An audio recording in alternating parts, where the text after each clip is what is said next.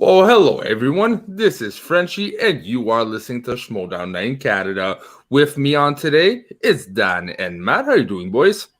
Very tired, but very happy to be here. And you, Dan? You're tired. You're 3 hours behind us. I also for 7 hours today. Yeah, and for those who never ski in their lives, skiing takes a lot of muscles. And when Yeah, you have done I haven't done it since my early 20s, and there are muscles I forgot I even used when I did it. And my legs are going to be killing me tomorrow. As long as your face doesn't hurt too much, you can talk, my friend. We have a show. All right, so on today's show, as our title says, we are talking about the amazing, mind-blowing thing that was the free agent signing that happened this Friday. We got a lot to talk about, but not only are we going to talk about a free agent, we're actually going to give our 2 cents, like it matters, but we're still going to do it, about who they should draft based on the signings. All right, so first of all, hello to everyone watching. I hope you have a beautiful night. Are you ready, my man, Soda, to put on the first graph? Yeah, so which one are we doing first, sorry? We are going to doing the free agents. So the ones that are not signed? The ones that were signed. The ones that were signed the other night. Okay, then. There we go. All right. So first off, let's not beat around the bush here. As almost everyone said it, we have probably the best signing we ever seen with the dungeon. My faction for life, Mr. Kaiser, Dan Murrow, Ben Bateman, Robert Parker. Right off the bat, amazing signing. Do you guys have anything negative to say about this? Or I have no negative, but I honestly thought it would have been either or, not both. That would have gone. That's a fucking murderer's row right there. I was putting my money on Ben Bateman. Wow. Okay. Ben Bateman for sure. Dan Murrow was hoping, but again, both is as a feat. He did it. He's a genius. He says he wasn't out to be a genius, but his move is guaranteed him like last to first in speculations of who's winning this damn thing, right? Now, hello. Facebook user is. Hello, Facebook user. All right. And Dan, is it what you were expecting as well, or this was a shock to you? Yeah, like Soda said, I was expecting them to kind of sign in different places, but really, if we were thinking about it, well, no, because War, I was kind of expecting him and Riley to team up because they were both like shunned from the Finstock Exchange, but it does make sense for these people who both have a vendetta against Gucci to team up together. And I think this is, as I mentioned, this is a murderer's row. Like, you have some of the best like knowledge in Dan Murrow, strategy in Ben Bateman, and then like the geek like pure intellect that is Robert Parker. Like, you cannot go wrong with those three. And like you've got Smets in the background helping out too. Like, I mean, dear Lord. But I want to say that was not the biggest surprise of the night for me, because I thought what Sam Levine did was super surprising, and I love how the usual suspects went. As if we can move on for a second here. Well, I was actually gonna ask you guys, what is your biggest letdown? A lot of people are gonna say the Den. We'll talk about usual suspects in a couple. A lot of people are saying the Den. I'm actually probably not gonna be popular here, but I do not like what Finstock did. JTE, and he didn't wow me in the free for all. It's horror, but he didn't wow me. It's fun to see him again. But John Roca has been, wishy-washy, been performance-wise. The Barbarian is getting there. He's good. But, having all three of them is good, but it feels like a step down. And again, you're losing Ben Bateman and Dan Murrow. How can it not be a step down? But it really feels like a step down compared to all the other managers. I actually not really satisfied of what Finstock did. See, I don't know. I've never understood the recent dismissiveness of JT. I've never understood that. Yeah, he's been gone for a couple years, but I mean, the dude's played in and won some big matches.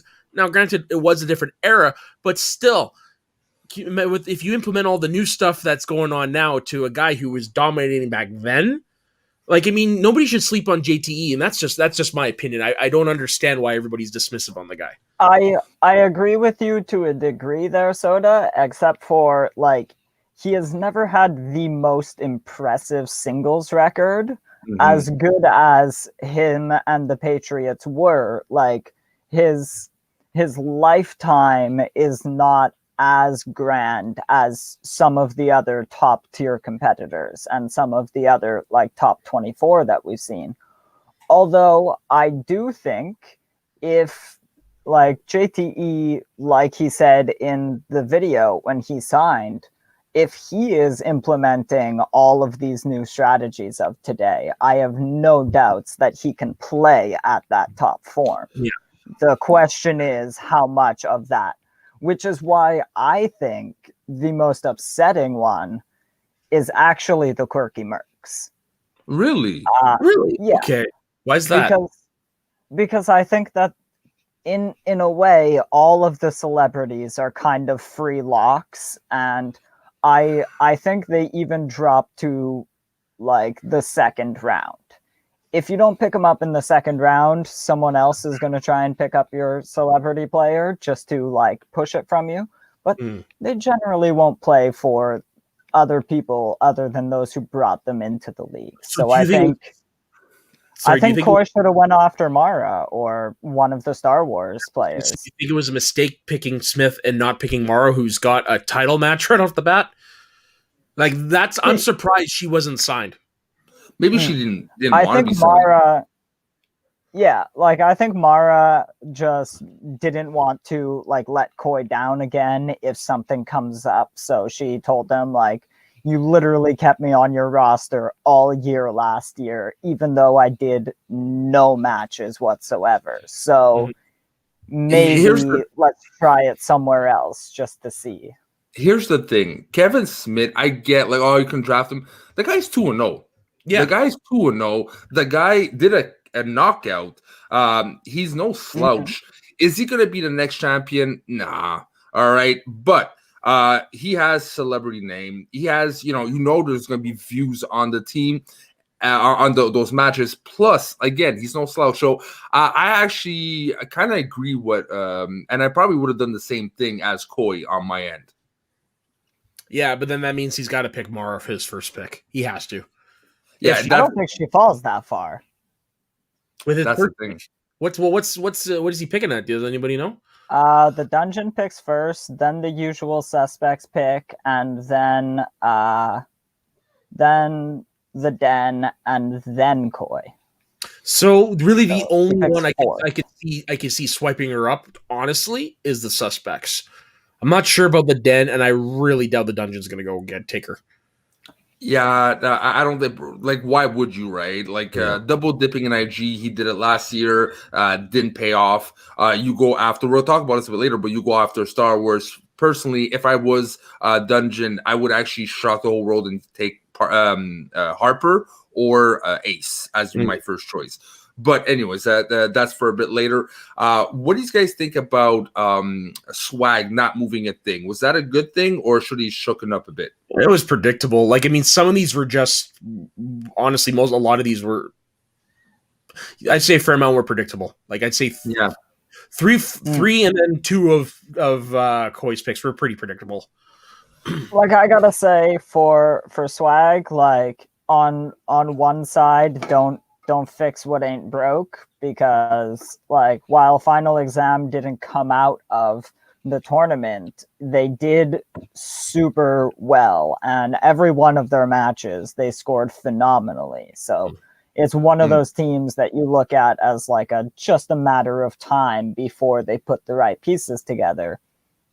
And unless he was on the phone with Ben Bateman or Dan Murrell or someone like that, like, you don't want to drop Lon Harris, because he is just that wealth of movie knowledge that pairs perfectly with a game player like Oyama.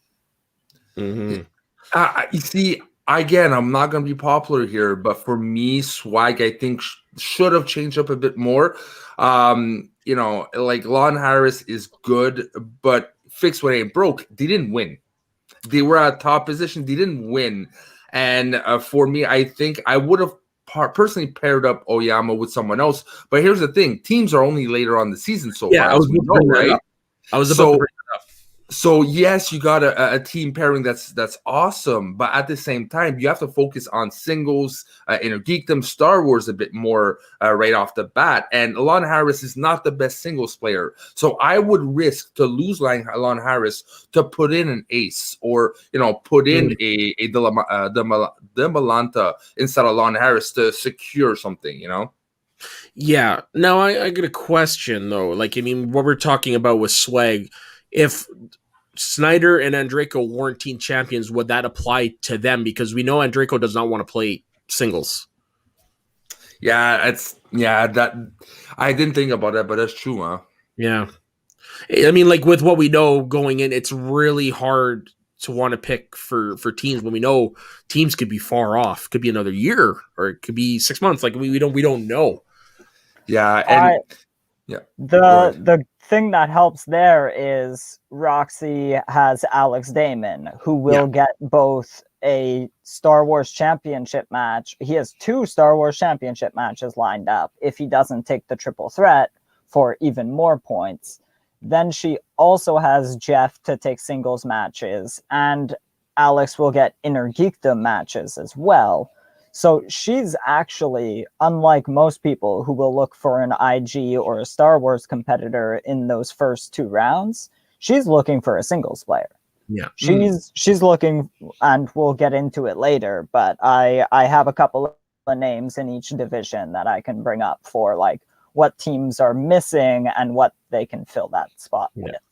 Now, let's move on to the trade. I know me, you, Soda, we talked about it, well, like separately, but we talked about it on we didn't even get to talk about the usual suspects because we moved on from them. all right. Sorry, John. All right. Sam Levine getting his partner back. Drew McWeeny is a usual suspect, and I did not.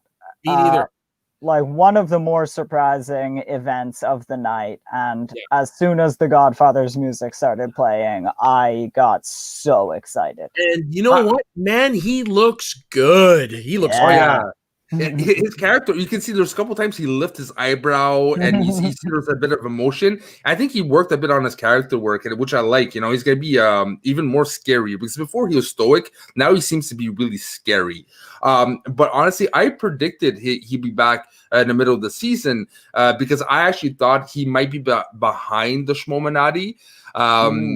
And like there's something about his departure that was kind of odd. Felt like a storyline thing plus scheduling, but storyline thing. And he probably will be back for next season. And this is what's happening. He's back, right? So I kind of called it. Forgot I called it, but I called it anyways. And I mean, Liz Shannon Miller, honestly, makes sense. Yeah. Ethan Irwin going back was predictable. I knew Liz Shannon Miller was going to sign somewhere. I just couldn't tell you where it was because I knew she was going to be both a hot commodity, but also melds well with so many other people, I feel. Laker. All right. What do you think Ethan had that was involved in getting Liz to sign? We know, 110%. But like, it doesn't matter. Like, if your friends are good, bring your friends along. Going back to Irwin, I was actually putting my money on him going to Finstock instead of JTE having Ethan Irwin on Finstock. That would have been an amazing move. What if Ethan had gone to Finstock? That would having John Roca Barbarian in Finstock. You mean and Irwin. Yeah. In the Finstock.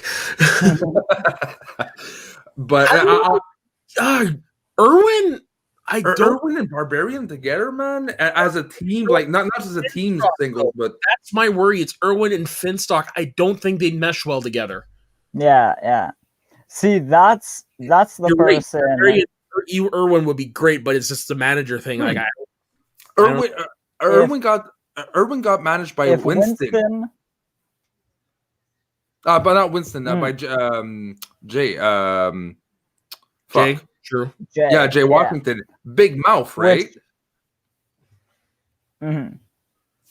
Yeah, and also Leo does put Irwin's not a heel. God dang it. We're both trying to do it. No, but like again, like the players do not have to have the same, I'm gonna say, alignment because I'm a D&D player, but you do not have to have the same alignment as your manager. Like, no, but it helps. It helps a little bit, but like that disconnect can be just as appealing as the manager and player that go hand in hand. But what I was going to bring up before was that if Winston was going to drop Lon Harris for somebody, I would have went after Ethan Irwin with everything I had. It is a good match. Yeah, if you drop Lon and get Ethan. Yeah, true. It makes more sense to me than it would with Finstock. And before we go to trade, like you're right, like an obvious transition. Let's talk about the Den before, because I was excited when I saw Paul Preston, Ben Goddard, and Marisol McKee. That for me was sweet as hell. You put Ben Goddard and Marisol together. Personally, that's my route. Have Paul Preston going singles and maybe teams we'll see. But I was excited to see that because I found Marisol McKee should get a shot in singles and have a bit of spotlight on her and also teams. Doesn't play as well as Corruption for me, but you know, Shannon's happy as hell, and I can't blame her. But I actually would have preferred her staying on the Den. Yeah, you're not wrong in that. Like, I mean, Marisol has proven that she is a good player. So, yeah, I mean, the thing about Corruption is they're very much a team mentality. So it's very easy to kind of get lost in the shuffle, especially when you've got Kalinowski, Ellison, Collins. So, yeah, it would have been great to see her get a little bit more shine on the Den. But in the same sense, though, it also makes sense for her to be with Corruption for me. Because, I mean, with that's just more ammo to come back and win the freaking faction title next year. Also, Lou... Yeah. Again, I'm gonna have to be on the other side of the argument from you because I wasn't sure with the because Ben and Marisol are closer in age if there would be like a movie overlap. So I was looking to see her play with Paul Preston and just have that because of the difference of movie bases that they would have both grown up with and watched over time. Like. Opposites work sometimes. Really opposite. Look at JT and Snyder, man. They are not the same. The opposite. The yin and yang. And of course, the most famous one of this moment, the Odd Couple. Now, for me though, I would stick Preston with singles. I want teams. Give him a shot at singles this year. Yeah, no, I agree. The thing is, how fast can you re-step in it? Because last season was a horrible season compared to 2 seasons ago, right? So is he able to shake off and right off the bat run with it? Because if he can't, you know, Ben Goddard, he's good in singles, but he can't carry. Yeah. He carried the Den the whole time, right? He can't do that next season. He needs someone to support him. Let me just see. Leo Ligonro. Paul was a surprise to me staying with Kate. I'm not going to touch it. Yeah, I was surprised too, but at the same time, I mean, he didn't do that well, Leo, this last season. So I'm thinking he didn't get that many offers or serious offers, right? So, you know, at one point you stick with the devil, you know. Yeah, and I'm wondering, like, I wonder if Kaiser reached out to him maybe to reform the movie, guys. Yeah, but you see, I think you mentioned like there's a guy that like snuffed him, right? It might have been the Dungeon. It could be a lot of people. It might have been Dungeon. But I know someone was interested and, you know, never heard back from them. So, you know, again, you stick with the devil, you know. Yeah. No, I am surprised, but I'm not surprised, you know. Like, for me, it could have gone either way, him going. Well, I'm guessing this is Jay Wade. Yes, we will talk about this on the second part where we're trying to predict or give our 2 cents on who they should draft based on what they signed. But personally, I don't think they should go for Silvestrini. I think they should go for someone else for Ben Goddard. What about this one? Like, are you surprised that Riley didn't get signed off the bat? I'm not. It sucks to say. Yeah. He's part of the OG generation that he's good. He can bring value to a team, but he is not the front and center man that he used to be before. You know, in hockey terms, he used to be a first liner.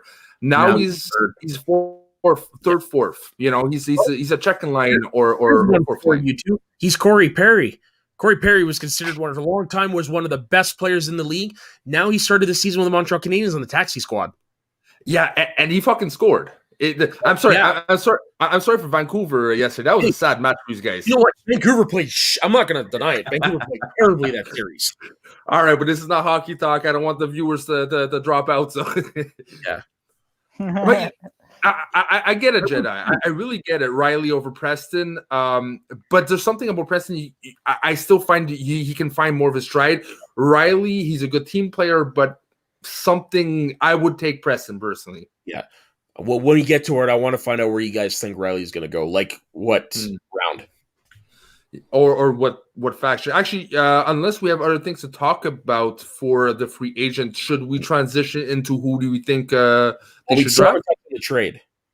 Oh yeah, true. Yeah, wow. Yeah, let's go the trade. This was a bad move on Kate's part.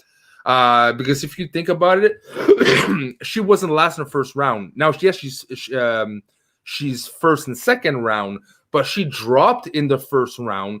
She gave the keys to corruption to keep first rounds, though. Yeah, that's cool. That's awesome. But if you would have a head, like you don't have a Drew McQueenie, you don't have a John Roca, you don't have a Mike Konowski, you don't have a Paula Yama, she has B players right now, right? So you're just adding more B players when you don't have a superstar on, someone who can carry. But Lou, when we get to it, we're going to see there's a lot of still superstar players out there. But not singles.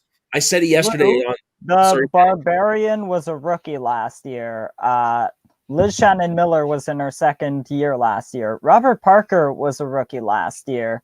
Marisol McKee, Adam Collins was a free agent. He wasn't picked up till halfway through the season. True. Like they're having multiple picks in that first round and first two rounds, which I'm projecting.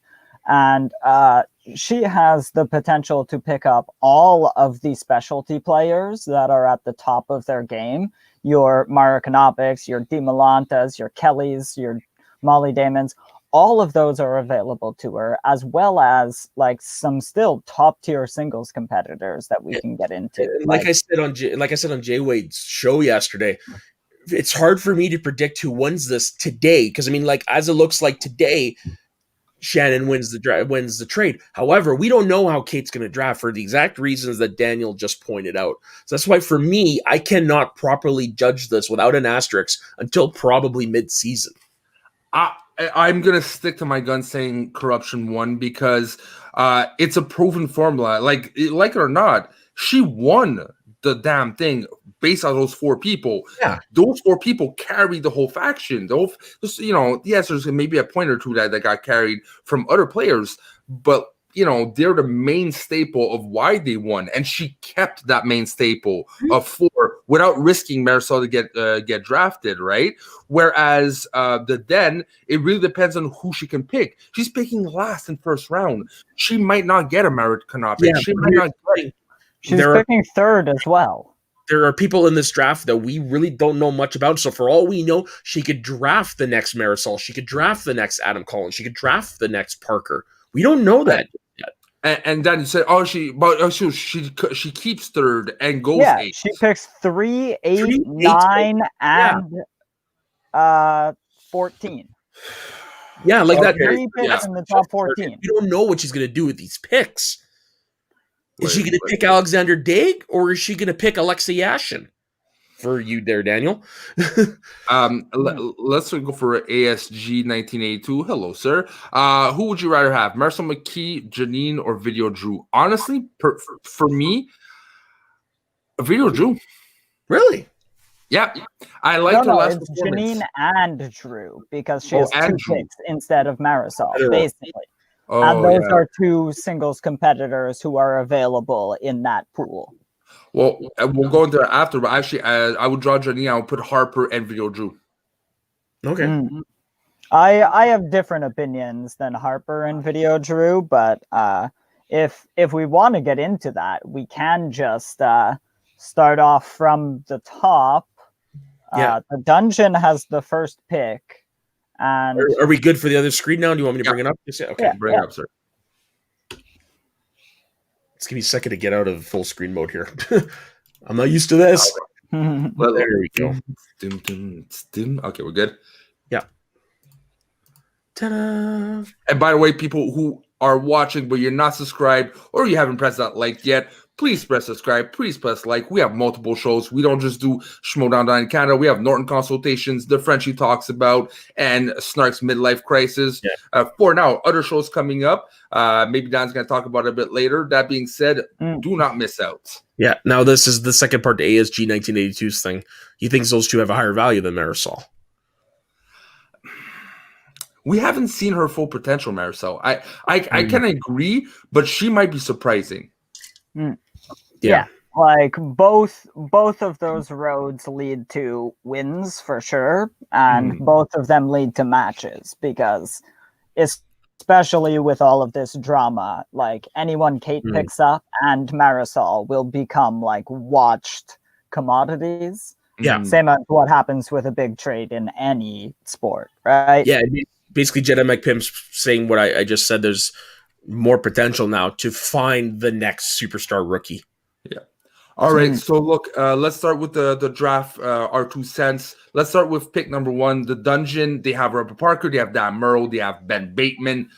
What are they aiming for? Another like singles type? Or are they aiming right away for Star Wars? In your opinion?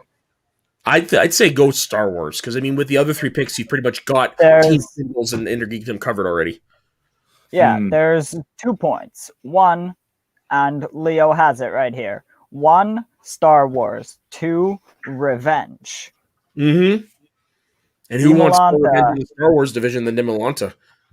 1, Dimolanta wants revenge on the Star Wars division, and he possibly will want revenge on Finstock for not keeping him when everybody else left, but Andrew stayed loyal to him, and at the end of the day, he's not being asked to sign on the exchange. So I think Dimolanta goes, he's got an automatic title shot. Like, look, I agree. Like, it fits the narrative what Kaiser is doing. Is it the smart move?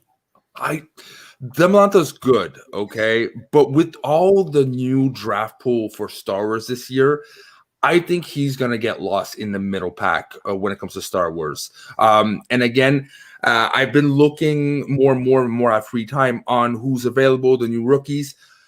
Something about Harper. There's something about Harper. I think he's gonna go round 1. He has a lot of hype, a lot of love, and something exudes. He can beat Damon with his the way he portrays himself, right?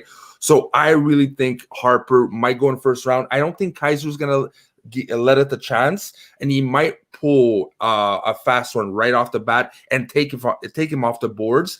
He likes the rookies. We saw it his philosophy last year, right? I think now he can add rookies to a solid base, and I think Harper's gonna go first pick Kaiser.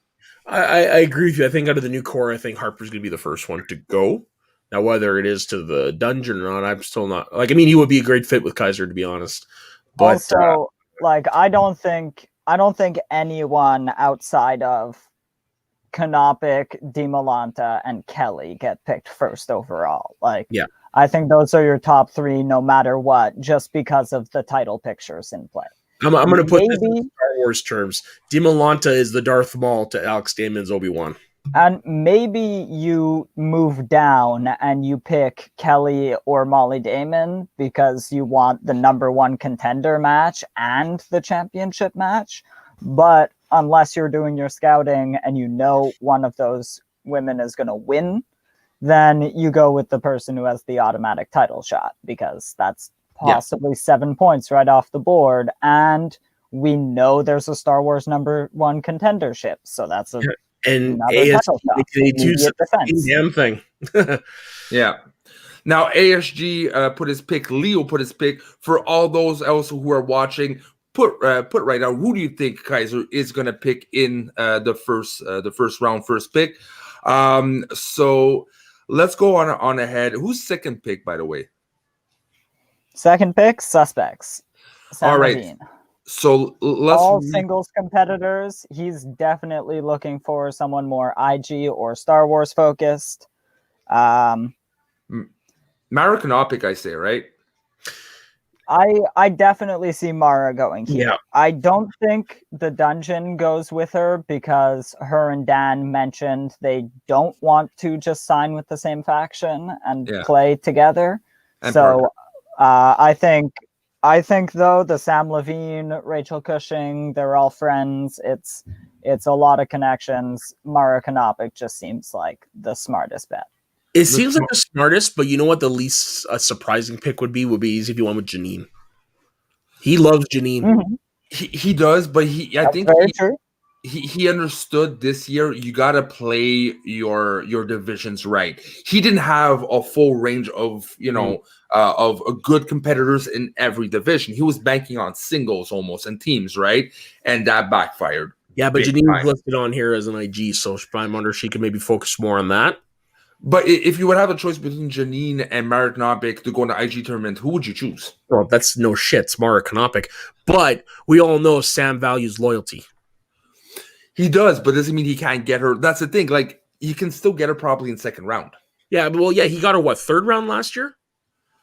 Yeah. And it is possible. Yeah, fair. That's a good point. Yeah, and like Leo agrees, Mara should go. And you're right. He needs an IG, right? He definitely does. And like Elsa Mara, like who is the other potential IG first rounder here? Emily, maybe. Brandon Hanna. Yeah, Brandon Hanna, I'd say, would be the next likely. Where is he? And then Eric Zipper, who is a 3-division player. Yeah. Crap! I could also see Dungeon picking him first. I didn't mention it. I just thought about that, but like, that is interesting because if he picks Zipper to make sure he gets his loyal man,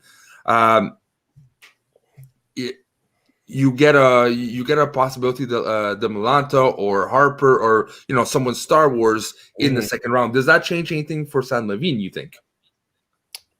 No. See, the thing is, I think everybody. No, I don't think it changes. So keep going, Daniel. Yeah, I don't think it changes for either of them, really. Like, Kaiser could do it out of loyalty, but his roster is strong in all of the divisions Zipper plays, and like, if he wants to win, he is gonna have to be a little bit more. Like a little bit less friendly and a little bit more like strategic about his draft this year. Yeah, and I honestly don't think that everybody's going to go in with just I've got one person I want to pick with my first pick. No, they're going to have like 2 or 3.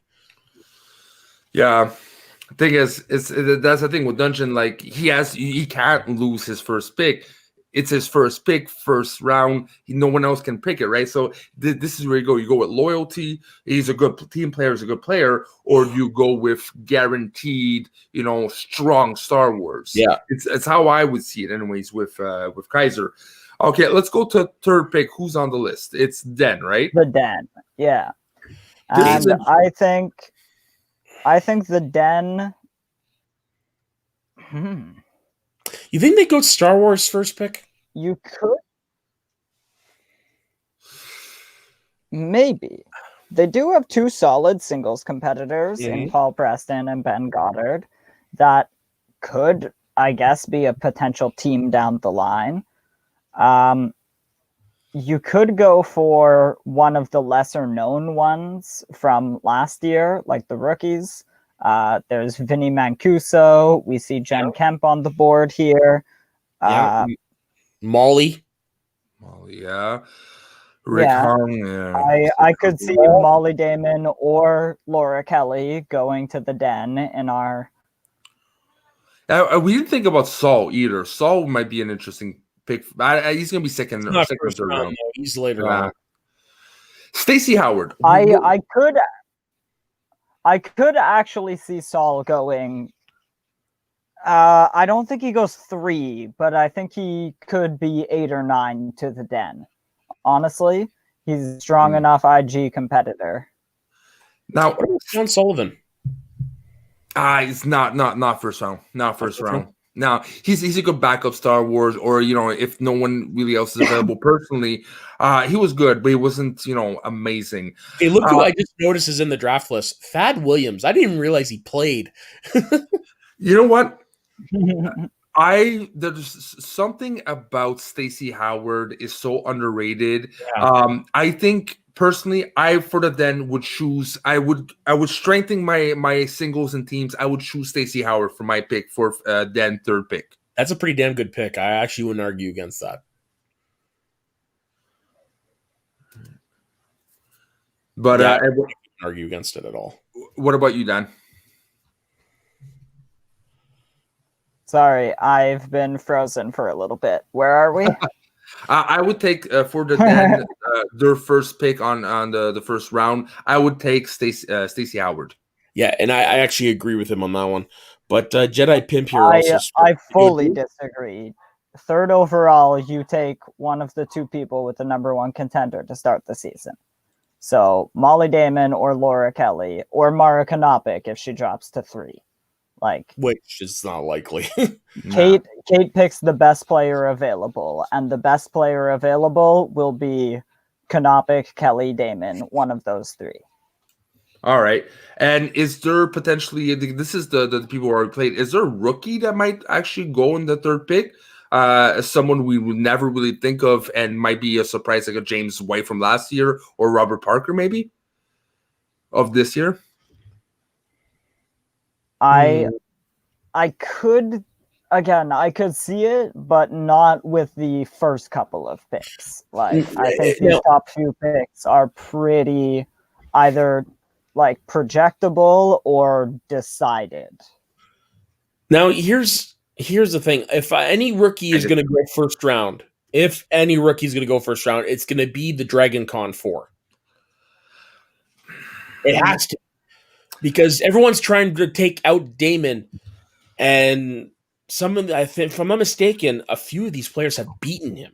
Yeah, that's true. But I think the Collins situation, people are really looking at it, right? And my man Boatman keeps on praising, and I agree because I've watched his matches when we used to cover multiplex. Jacoby might be the next Collins. Jacoby is freaking awesome. Okay, he is really good. He knows what he's doing, and he might surprise people in for the first round. So I completely disagree, SG. There's a potential for at least one rookie, Harper or Jacoby in my books. And I want to apologize. I was confusing it with the Fan League 4. Okay. I would say Harper, Jacoby, and the Rager because his character seems to be popping, so he's definite to get you matches. Yeah, but character only gets you for he seems good, but he only gets you more. Look at Nakuga. yeah, true. But Rakuga's not first round, Once upon a time, he would have been. Yeah, but we're not in that Once Upon a Time world anymore. Okay, let's move to 4th pick. Who has a 4th pick, my dad?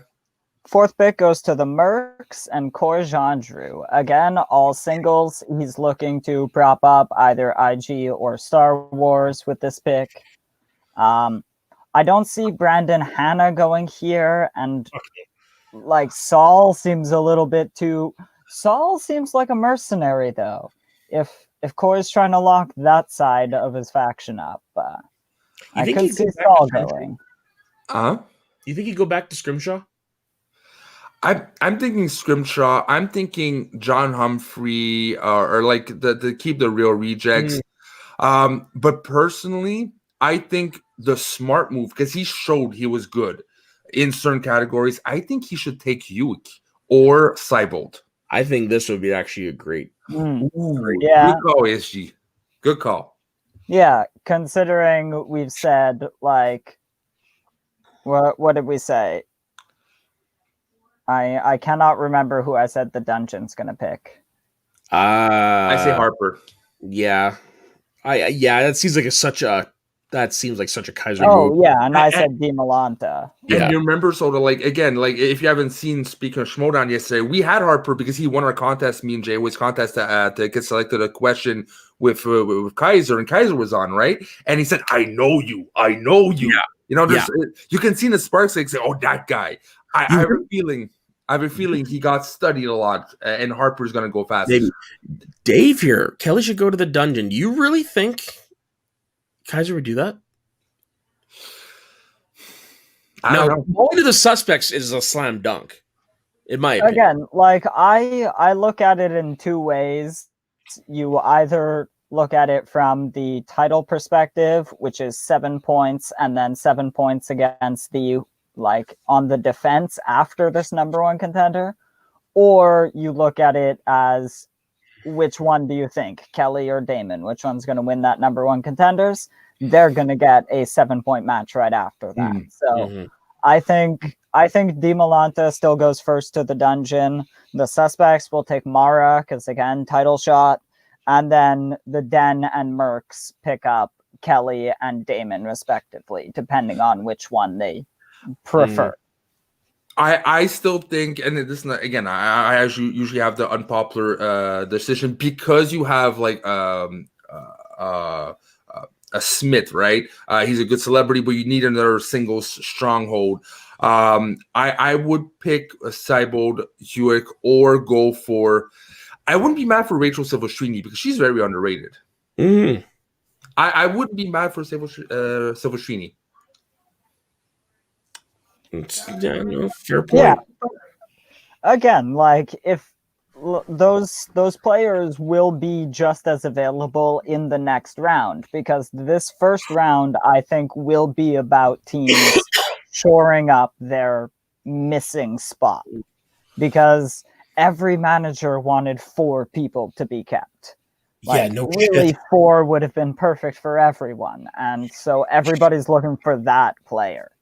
So if we're moving on to the exchange, who they've got Inner Geekdom in the Barbarian, they've got singles in all JTE, Barbarian, and Roka.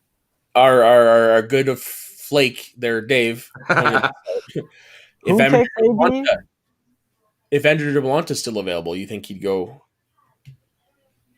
to who we were just talking about?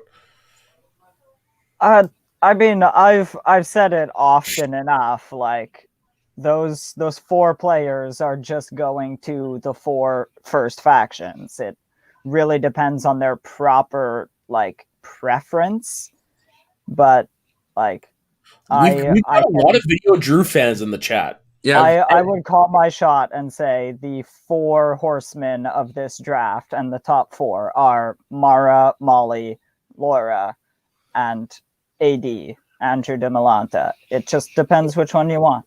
Yeah. Well, and to answer Jedi McPimp, I'm not sleeping on her. I'm actually, that's my choice for the exchange is Video Drew. Oh, that could be interesting. That's what I'm thinking. So no, I'm not sleeping on her. I was just saving for the exchange. Why do you think her on the exchange makes sense?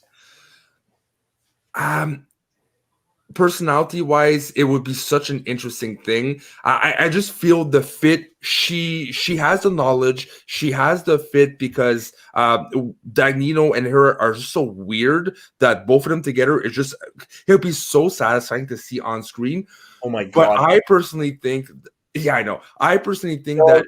Can you imagine Video Drew and Barbarian?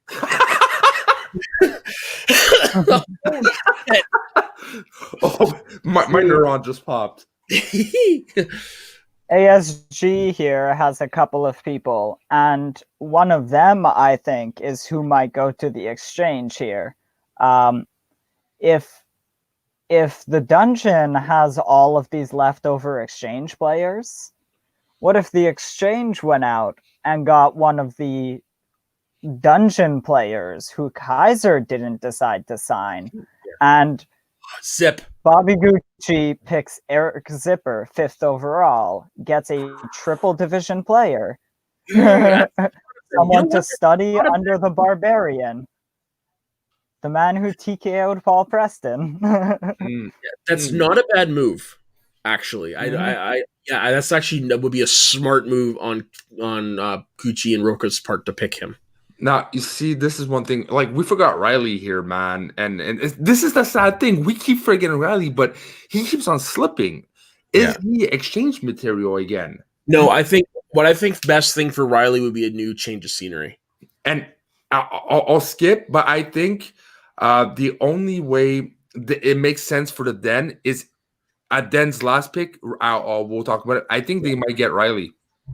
Because what I think would happen is going to happen with Riley. I think he should go to a team that needs him, not to a team that doesn't need him. And unfortunately, I think with the Finstock exchange, they don't need Riley anymore. No. The Which Den makes sense.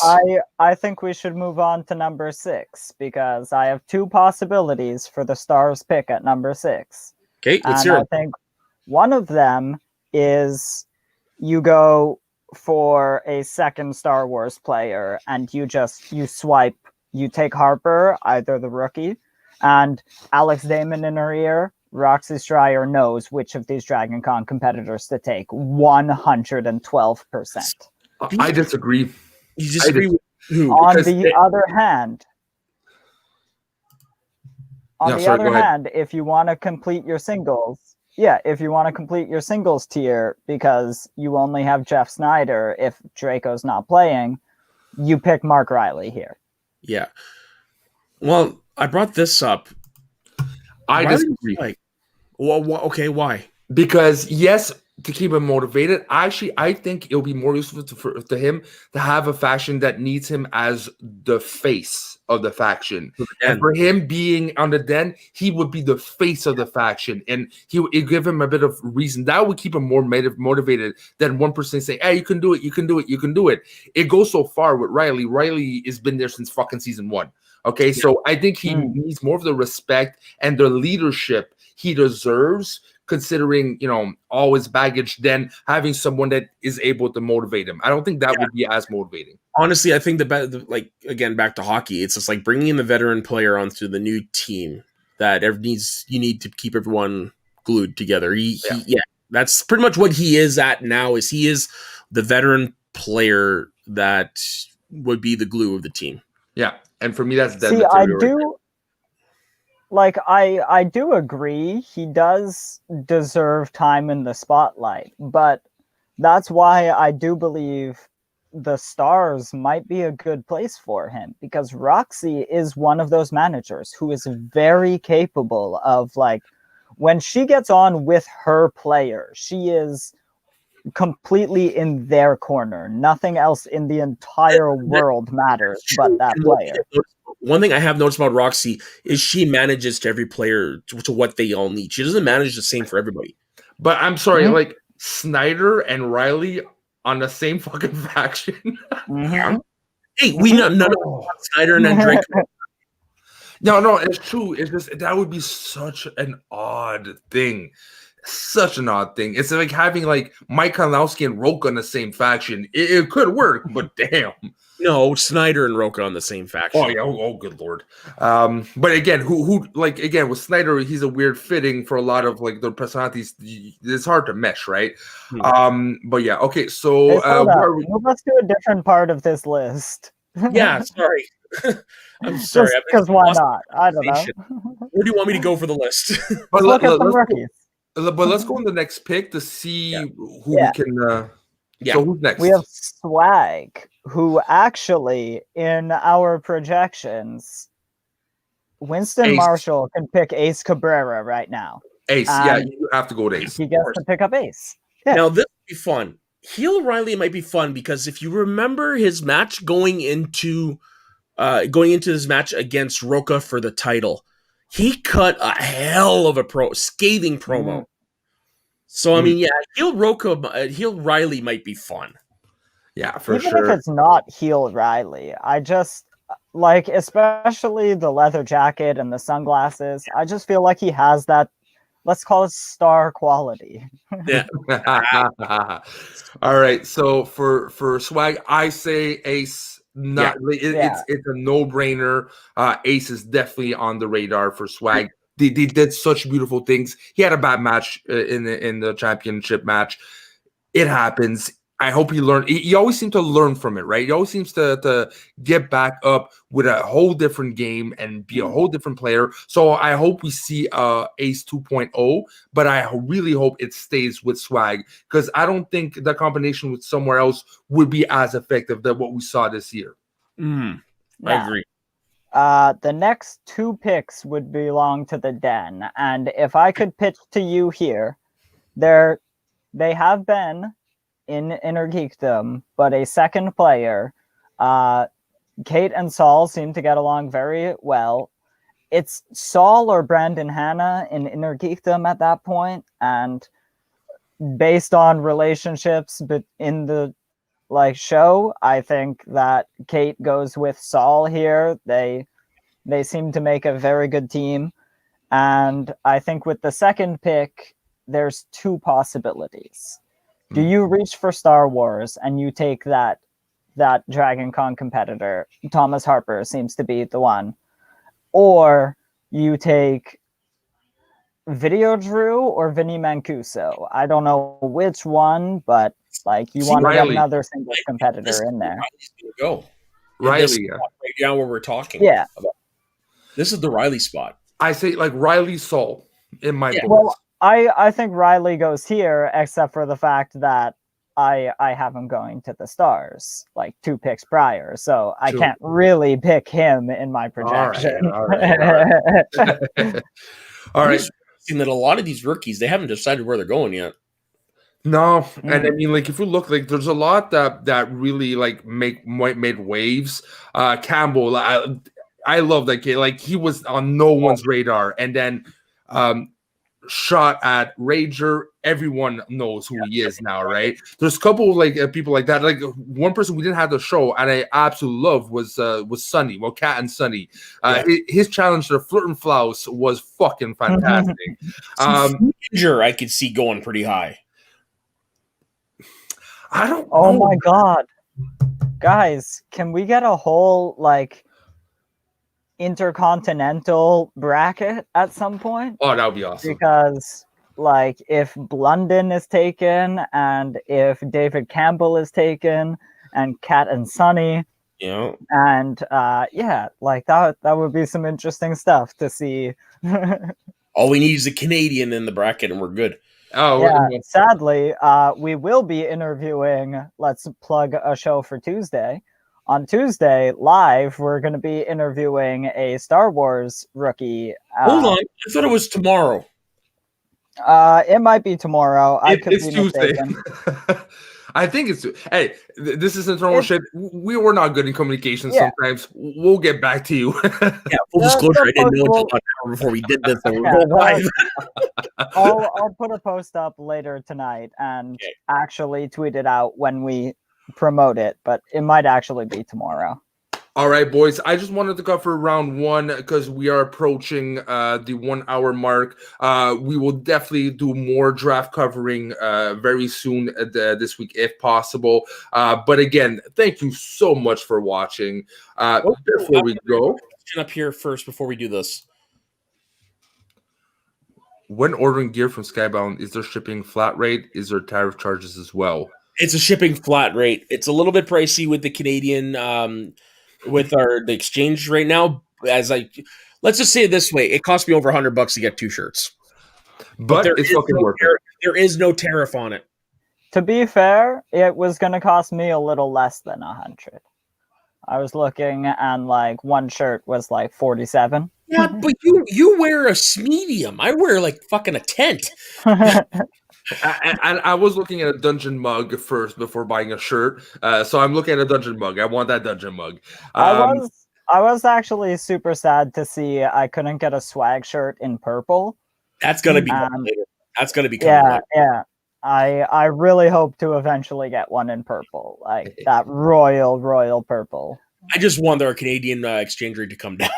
Yeah. All right. So again, that being said, this is the end of the show. But if you're not subscribed, if you haven't pressed like on this video, what you doing? Press that subscribe, press that like, press that notification button. We have much more than just Schmoedown Online Canada. We have Northern Consultations. We have Frenchie Talks About. We have Snark's Midlife Crisis. And talking about that, could you, fast, Daniel, talk about your brand new show coming in February? Yeah. I actually, I'm pushing it one more week from the date I mentioned to you yesterday. February 18th, we'll be dropping our first episode of the Best TV Show podcast, which is a sit-down podcast where I'll sit with a guest and talk to them about their favorite TV show and like how it speaks to them, the themes, the characters. And then a second half, we will get into a deep dive of a season in particular of the show and walk through the story, talk about how it like affected the characters and the overall story of the show, and just kind of have fun talking about our favorite TV shows. And yeah, that'll be coming February 18th. I'm hoping to drop my first episode on Game of Thrones, actually. And I will get off my ass and get you the recording for the intro now that I remembered about it. Yeah, All right. We can schedule it at some point over the next coming days. I'll jump on and send you a link to record that. And Soda, where can you find you? You can find me at soda_the_saxman on Instagram and Twitter. You can find me over on multiple shows on the Media Sweaty Network, on our top 5 show Get Sweaty, on Recap of the Past, where we just review older shows, but we do it season by season. We are starting How I Met Your Mother this week, which is my favorite TV show of all time. And you can also find me over in Shooting the Breeze, where we just sit down with our friends from around the internet for about an hour and just shoot the shit. I have had Daniel on. I've had Lou on. I've even had our Flaky Dave on. It's been a blast. So that's where you can find me. And you can find me on Twitter. I'm the official Northern Schmoes Twitter handle for Schmoedown North. You can also find me on Speaking of Schmoedown with my man Jay Wade every Saturday, 2:30 Eastern to 4. It's a sports talk radio show that basically me and Jay Wade argue the whole time. And also you can find me on The Frenchie Talks about every week. We really have interesting guests. Like next week's guest, I have an independent film producer and actor who is also a war vet, who's going to really talk about the ins and outs of filmmaking in the independent level, things we would never think about. So do not miss that. All right, boys, audience, thank you very much for watching and being on the show. Till next time, bonsoir. Yeah. Ciao.